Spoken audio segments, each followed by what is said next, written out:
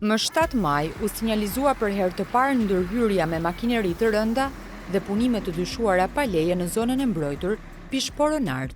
Ende sot në terren nuk ka asnjë tabelë informuese se kush po i realizon punimet, ndërsa informacione zyrtare ngren dyshime për një operacion që fillimisht ndodhi, pastaj u justifikua përmes lejeve. Agjencia Kombëtare e Zonave të Mbrojtura i tha Citizen se rojet mjedisore kishin parë makineri të rënda në zonë që në datën 25 prill. Institucioni njoftoi se ka pezulluar punimet deri në dorëzimin e dokumenteve. Pas presionit mediatik, Instituti Kombëtar i Mbrojtjes së Territorit publikoi një reagim, ku tregon se firma ka marrë një leje për punime rrethimi, 4 ditë pasi kishte zbritur makinerit në terren më 29 prill. Në këtë moment, IKMT zbulon edhe se kush po i kryen punimet. Zvërnet South Adriatic Development, një kompani me pronësi të dyshimt, e cila ka marrë miratim me kusht për të ndërtuar një resort në Zvërnec, që prej muajit shtator 2025.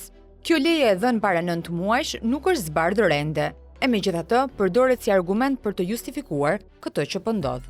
Zona Pishporo-Nart në veri të Vlorës, pranë deltës së Vjosës, është një nga komplekset ligatinore më të rëndësishme në Shqipëri dhe ka statusin peizazhi i mbrojtur, ku lejohen vetëm ndërhyrje të kufizuara dhe me procedura të rrepta ligjore.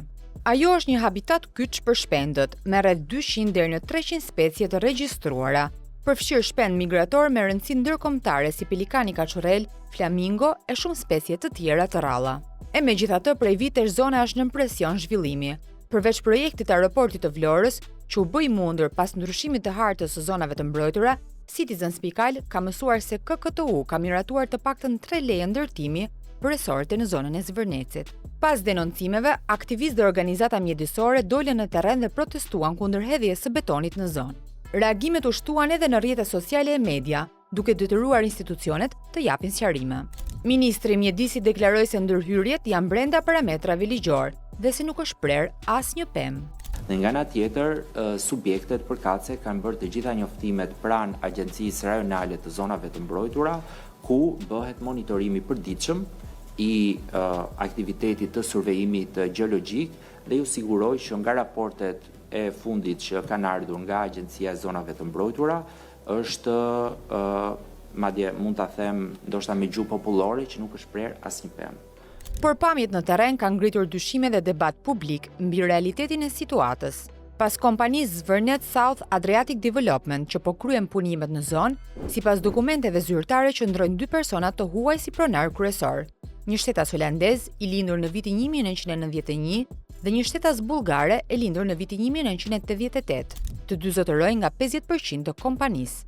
Por struktura nuk është kaq e thjeshtë. Pronësia e kompanisë kalon përmes disa kompanive të regjistruara në Holand, të cilat lidhen mes tyre në një zinxhir të ndërlikuar. Me fjalë të thjeshta, kompania që po zhvillon projektin në Shqipëri kontrollohet në mënyrë indirekte përmes disa shtresave kompanish jashtë vendit, gjë që e bën pronësinë më pak transparente për publikun. Institucionet pranojnë se peizazhi i mbrojtur Pishporo-Nart nuk ka ende një plan menaxhimi të miratuar, e megjithatë, lejet për resorte kanë nisur. Organizatat ndërkombëtare që mbrojnë mjedisin kanë kërkuar ndalimin e punimeve dhe transparencë të plot, duke paralajmëruar shkelje të standardeve të mbrojtjes së mjedisit. Në terren, banorët mbeten të vendosur.